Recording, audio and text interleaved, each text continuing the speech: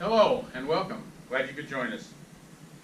We're in the Little Apple today, that's Manhattan, Kansas, talking with members of the Education and Support Group of Meadowlark's outstanding Parkinson's program. We're talking about living well with Parkinson's. Meadowlark is itself a recognized leading-edge supplier of continuous care and retirement communities. We're also addressing those of you at home or elsewhere today as Meadowlark initiates steps to make this and similar materials more conveniently available. To that end, this PowerPoint presentation is being audio and video recorded. Stay tuned immediately following for access instructions. Now, before I get started, I should alert you to the fact that among my numerous symptoms of Parkinson's is a difficulty in controlling my emotions around subjects that I feel strongly about, like this one, of course. My daughter calls it being overclimped. Well, yes, overclimped. That's the way I feel when it happens. So if I must pause to regain control, well, just bear with me if you would. Also, in order to maintain our schedule and avoid unproductive sidebars, I will read the majority of the presentation. This material in various forms, including pamphlets, PowerPoint presentations as this is, or personal presentations, all intended to increase awareness on the part of persons with Parkinson's, and that their interests in fighting and living well with Parkinson's are achievable and best met by the PWPs, we'll call them people with Parkinson's. Interests in fighting and living well are most achievable and best met by the PWPs taking specific lead roles in that fight. It is targeted to those who have been diagnosed with Parkinson's and their caregivers, and is offered by a fellow PWP, myself, who fervently wishes to increase and speed others' successes. The title, I Have Parkinson's? What Now? That broadly captured my early reactions to being diagnosed, namely a reluctant acceptance of the fact, but little to no progress on the question of what to do about it. What now would determine the quality of the remainder of my life.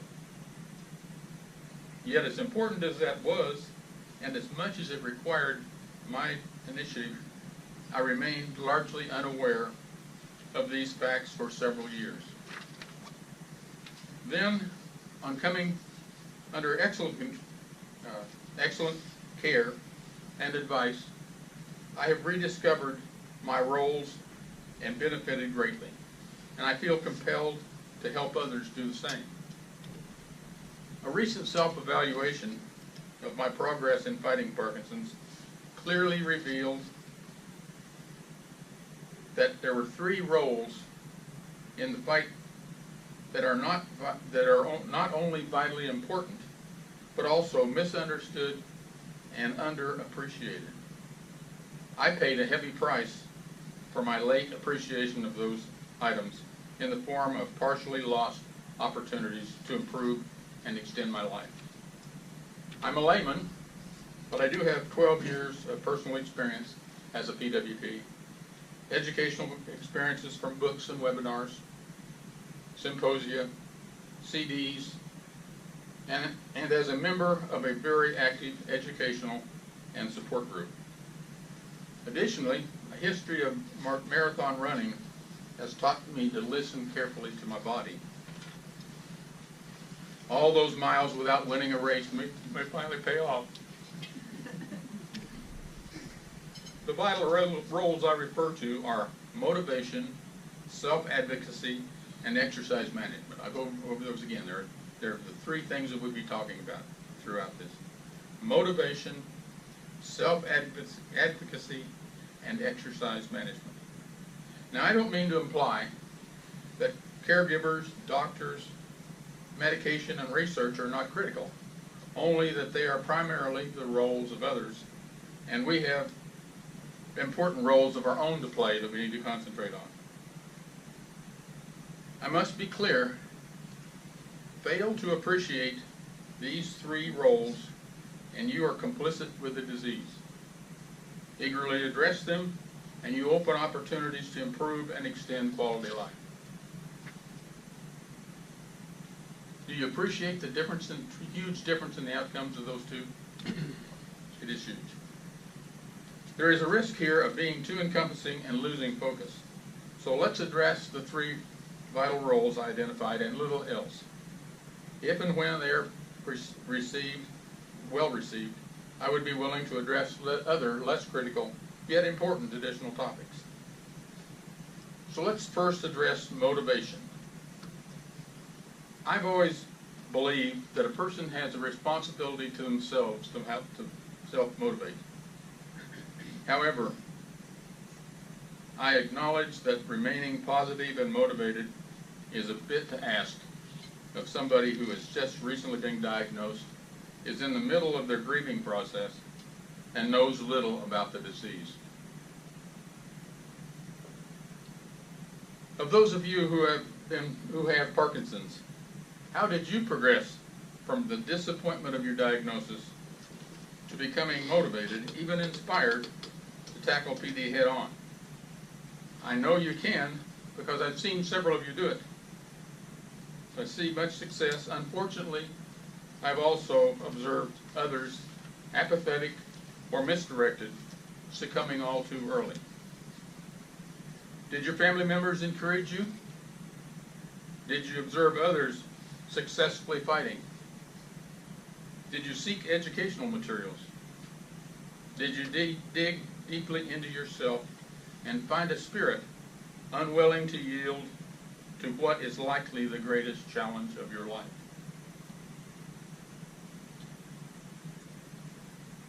Was your doctor forthcoming, even inspirational? Mine wasn't.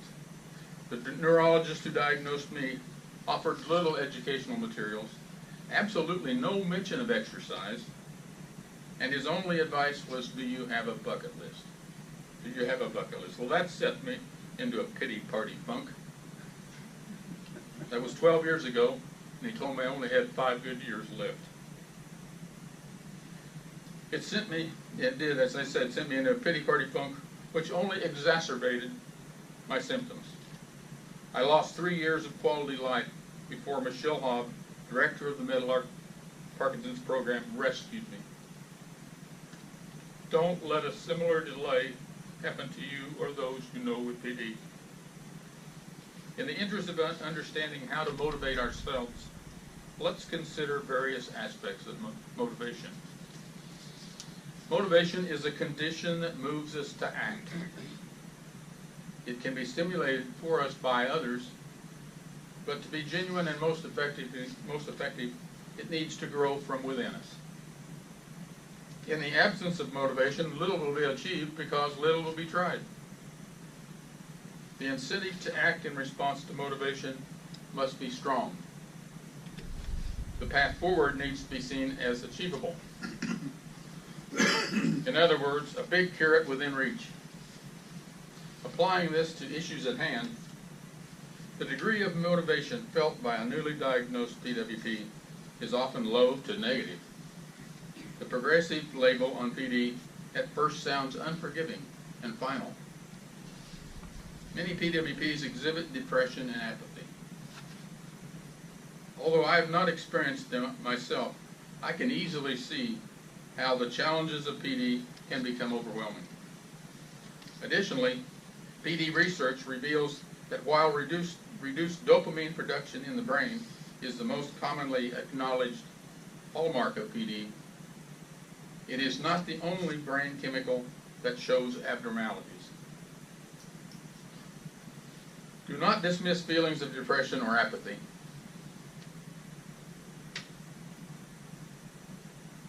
Rather, see them as possible legitimate symptoms of PD and worthy of forthcoming discussion with and treatment with your doctor. It is very important that optimistic and inspirational thoughts prevail as soon as possible after diagnosis. You need to get on the trail to extending your quality life. The promise of a better quality and extended life provides a strong incentive to the PWP to self-motivate and reach out. How then can we PWPs best promote our own and others' confrontation with PD? Well, I suggest that could be done through communications like this one, education and support groups elsewhere, awareness events, fundraisers, and information dissemination from doctors' offices, waiting rooms. I and my fellow PWPs, absent a full cure, have long awaited a means to reduce symptoms and maintain a degree of control. The good news is that medications that supplement and protect your own limited dopamine production have partially met that goal. Now the exciting part. The next major treatment advance and even better news have been found and reproduced in numerous studies over the past several years. The treatment is reliable, it's inexpensive, and its side effects are largely positive. Have you heard about it? It's called exercise. Much more on that later. The entire PD community agrees. The entire community agrees. For the first time, PWPs can see a very desirable result and a means to get there. What a motivational boost that was. Let's together understand and promote motivation as a critical first step to get us in position to launch our fight with PD towards a higher quality and a longer life. The following motivational tidbits resonate with me. Adopt any of those you like or create your own that fits your situation. Whatever you do, own your motivation and be vocal about it. You will help kickstart others. I have PD and it is not going away. Self-pity and apathy are counterproductive. Therefore, I choose to embrace the opportunity I have been given to understand and fight this disease. It adds purpose to my life, and I hope assists others. I'm not defined by PD, rather by my fight with it. I choose to view my fight as an adventure, as unique in symptoms as a snowflake. We are miraculously given life and dealt a set of circumstances. There is no redeal. Our reaction should be one of overwhelming gratitude and a search for purpose. More tidbits. Every hand is a winner and a loser. Play your hand well. Our fight with PD is like a boxing match. The first and last round may be predetermined, but I will win all the other rounds. If I didn't have PD, I wouldn't have the opportunity to speak with you today. I like this one. Pain is inevitable. Suffering is optional. Use it or lose it. Design your future. Do not let it simply happen to you. My health is my job. Design your future. Do not let it simply happen to you either. Again, motivation is contagious. Catch it and pass it on.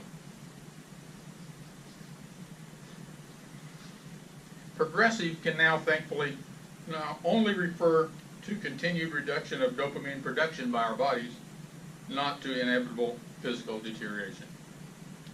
A well-designed and faithfully executed exercise program has been shown in multiple studies to result to reduce motor symptoms of PD. Continued use of that program can extend motor performance beyond what it would have been without exercise. Performance cannot, understandably, be held flat in the face of continued reduction in dopamine production. Nevertheless, years of better life can be banked. Spread the good news. Although the success of exercise has been established beyond question, its adoption, broad communication, and faithful use will continue to be challenging. This or similar motivation communiques need to find their way into offices of every neurologist and motor movement disorder specialist in the state. I'm attempting to do that with this material. I will also target PD education and support groups.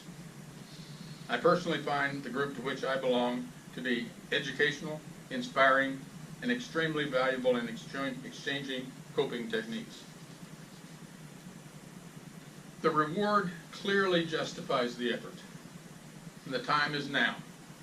Yes, the commitment is a bit frightening, but if you think about it, it's not nearly as frightening as the alternative, because to do nothing doesn't maintain the status quo. Rather, it accelerates decline. Symptoms worsen rapidly, life becomes shorter and more difficult. In short, we have no alternative but to fight. Are you in it with me? Yes, I see a lot of heads nodding. Good. In summary, concerning motivation, the important role of the PWP is to understand its critical importance and champion its use, espousing motivational tidbits like the previous ones listed. The incentive to fight is great, and the exercise route makes it possible. Let's move on to the second vital role of the PWP, self-advocacy. Behind that benign-sounding word lurks very substantial duties. Throughout our lives, we have experienced illnesses like the flu, for instance, that are reasonably straightforward in that their diagnosis is near certain, their frequency high, their symptoms standard and measurable, their treatment well established, and their duration short. For these, our doctor, or at most one specialist, cured us with little effort or uncertainty. We were only asked to drive to the doctor's office. A layman's knowledge of the illness is sufficient for us. We needed no advocate other than the doctor. Now contrast this with the far greater complexity and lifelong duration of PD. None of the preceding characteristics remain true. None of them remain true. Many PWPs don't fathom what that means to them. I certainly didn't. That created uncertainties that delayed me and influenced the quality of my fight plan. Looking back, I can now quickly list 37 bothersome to disabling symptoms of PD and 14 often needed medical specialists. I'd like for you to take a few seconds each on the first three. There are symptoms, and the fourth, a list of providers for impact. In other words, the large number and the severity of the consequences of it. That's a lot to handle. No wonder advocacy catches many of us off guard. I have included these lists primarily for effect, but while acknowledging that they are not intended to be exhaustive.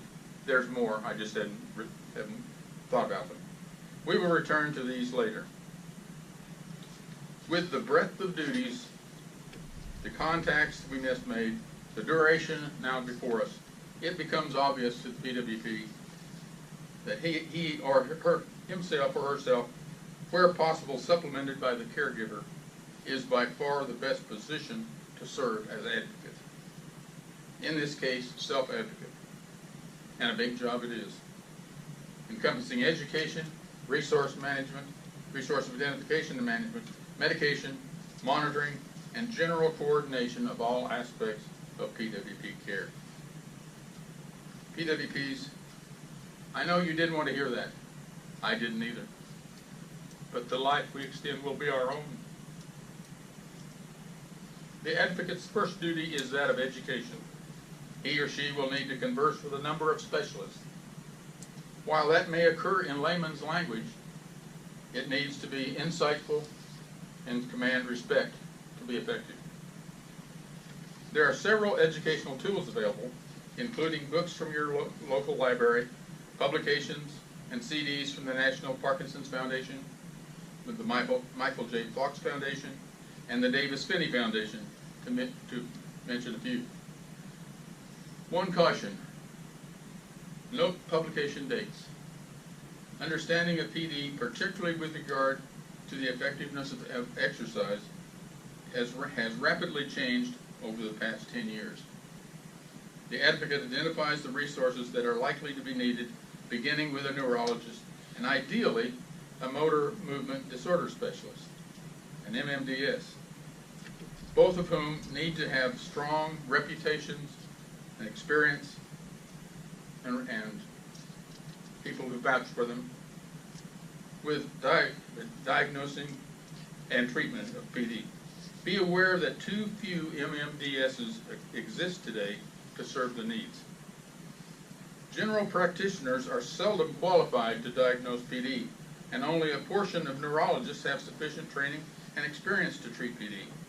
In selecting a neurologist, you are making a very important decision, one that will hopefully maintain for many years.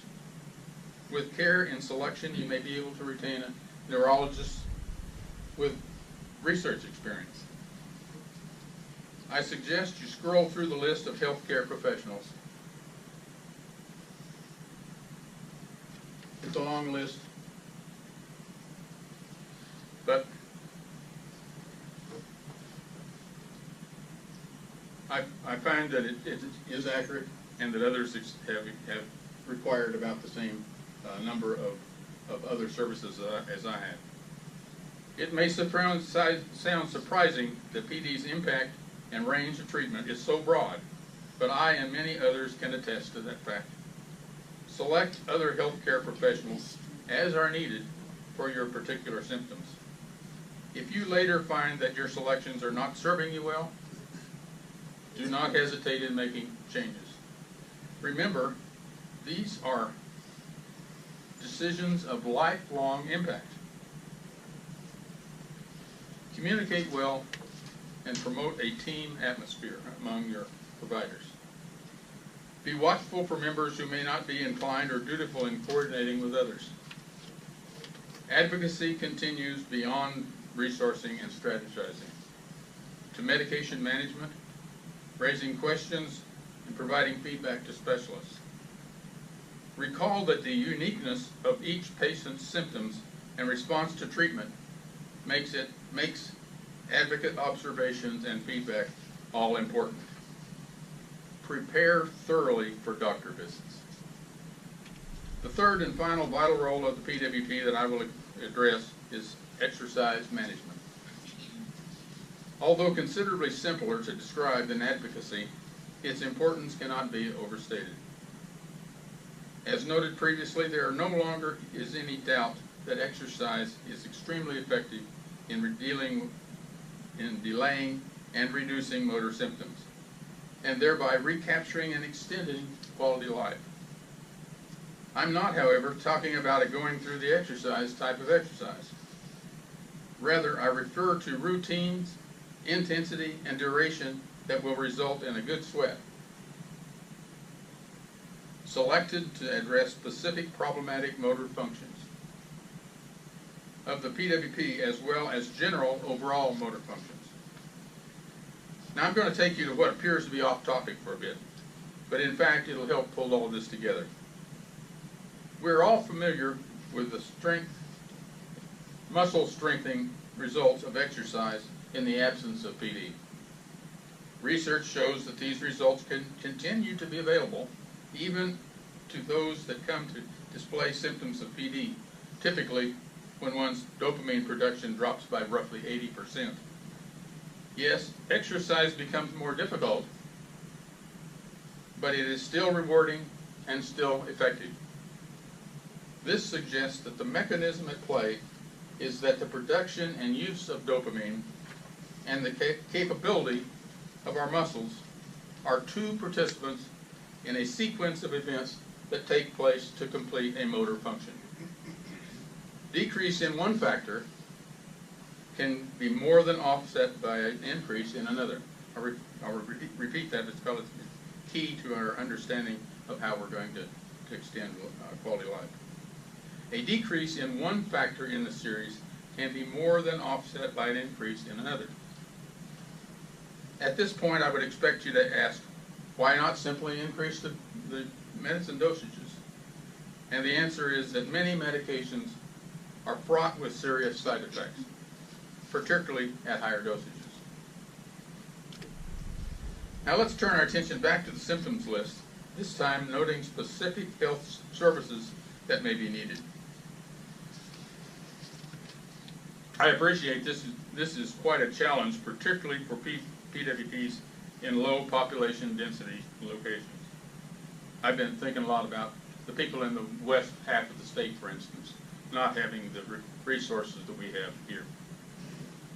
The more demanding the exercise regimen, the greater, to a reasonable degree, the increase in performance.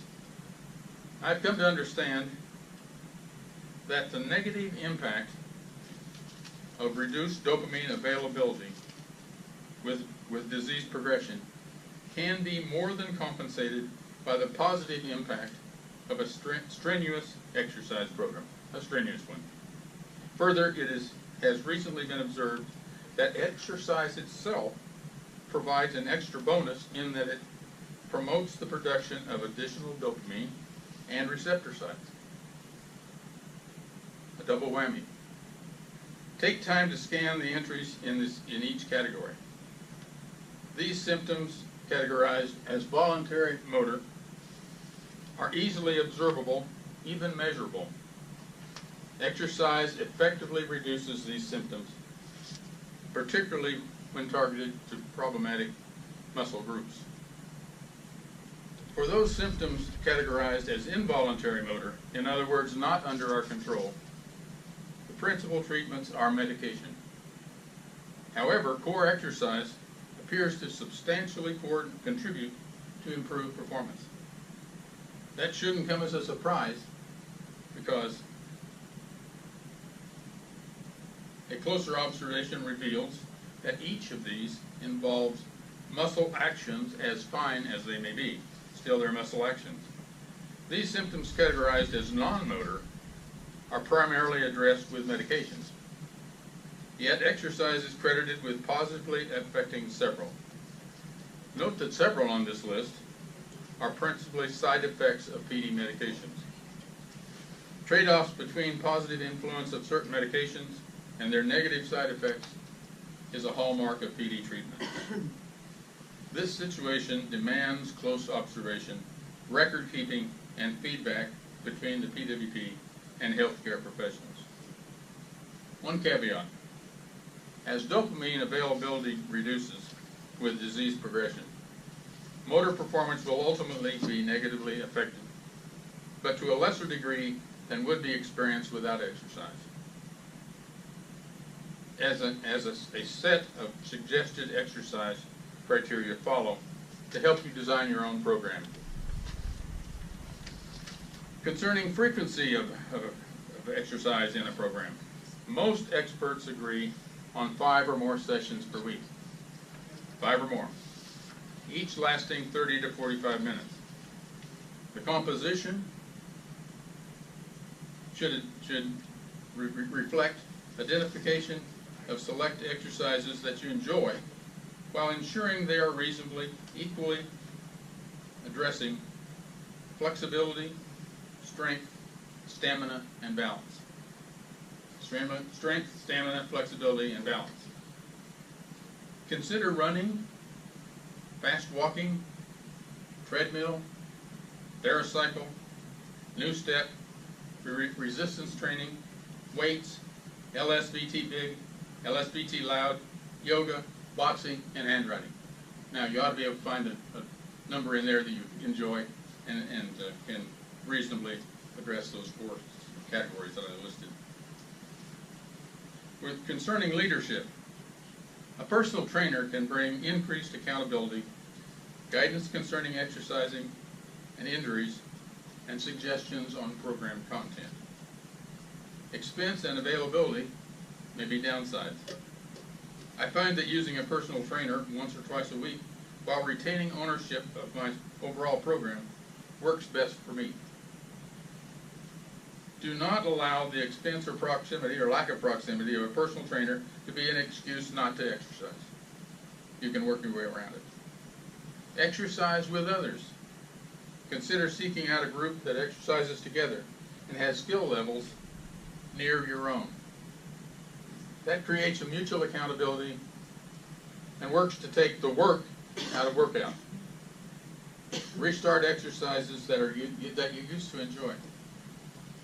Dancing, running, things like that. Find exercise DVDs specific to PD like those offered by the Davis Finney Foundation. Regarding speech and related issues, don't overlook exercises that address deep breathing and vocalization, intonation, articulation, loudness and pitch, facial muscles, and swallowing. Recall that the #1 killer of PWPs is aspiration pneumonia. #1 killer of PWPs is aspiration pneumonia. Consider a speech pathologist, at least until you familiarize yourself with speech-related exercises. Exercise your brain with puzzles and games. Insist that the scorekeeper be you. Combine mental and physical tasks. Help dispel the common belief that when you look a PWP in the eye, you find the lights on, but nobody home. Well, active facial muscles, voice elements, and cognition can beat that rap, and let's beat it. To this point, I've encouraged strenuous exercise leading to a good sweat. That's where observations of my own exercise results and more recent publications lead me. One might ask, is it really all or nothing? Well, no, I would never advise that modest exercise is worthless. At minimum, it establishes a habit in the correct direction. Yes, it is better than nothing, but I hasten to add that it doesn't fit the generally accepted wisdom for the motor improvement mechanism at play. Also, please note that all things are relative, and that strenuous for one person may be who may be advanced in their fight with PD will appear to be modest to a more fit individual. It's the effort level, not the appearance, that we're striving for. Again, it's the effort level we're striving for, not the appearance.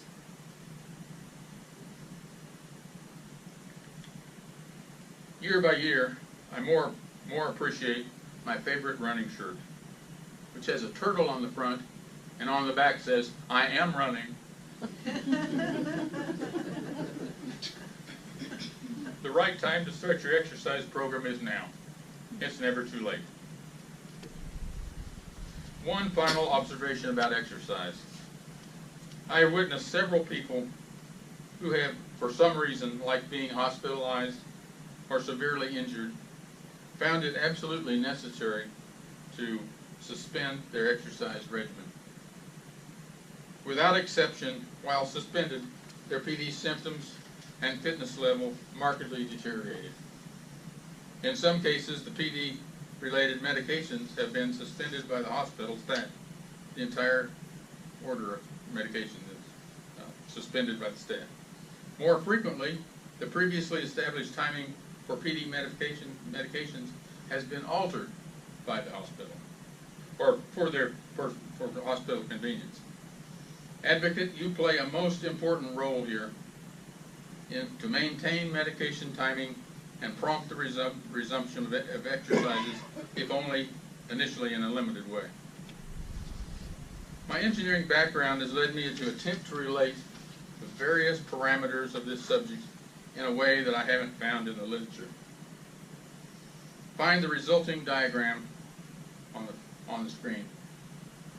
It attempts to conceptually convey that over the latter stages of a person's life, we can recapture and extend motor performance through vigorous exercise. Performance is plotted against age, non-specific and without exercise. That's the black line, non-specific and without exercise. Modest involuntary system contributions are acknowledged, and the effect of earlier or later and modest to robust regimen is suggested by overlay. I offer it with the hope that it may serve as a roadmap for you in your fight with PD. Can you recall the three most impactful roles of the PWP? What was the first? Self-advocacy. Self-advocacy, that's actually the second, that's taking control. Yeah. And the first was? Motivation. Motivation. You can't get anywhere without motivation. And the third was? Exercise. In summary then, I find it very simple, to which you must be thinking, then why did it take him 35 minutes to reach that conclusion?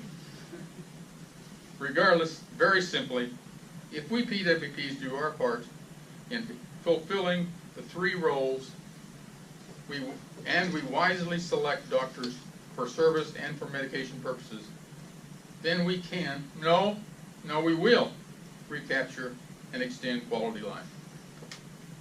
Please help others by passing on these thoughts. I can't resist the opportunity to add a plug for my education and support group and the Meadowlark Parkinson's program.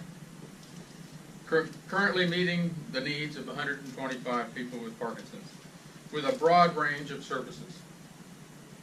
These fellow PWPs are my heroes, fighting for better lives. They motivate me to fight back even stronger. We recognize each other's efforts. We are a formidable education and support group. We buoy each other's spirits, and it is not necessary to reside at Meadowlark, as I do, to qualify to participate in the program. However, I can vouch for the fact that it is very convenient to do so. Fellow persons with Parkinson's, I wish us wisdom, discipline, perseverance, success, and serenity, in that order, in our shared fight with PD. Let's never, never, ever give up. For improved access to Meadowlark materials, you may wish to copy down this information. I thank you for your kind attention. Good day.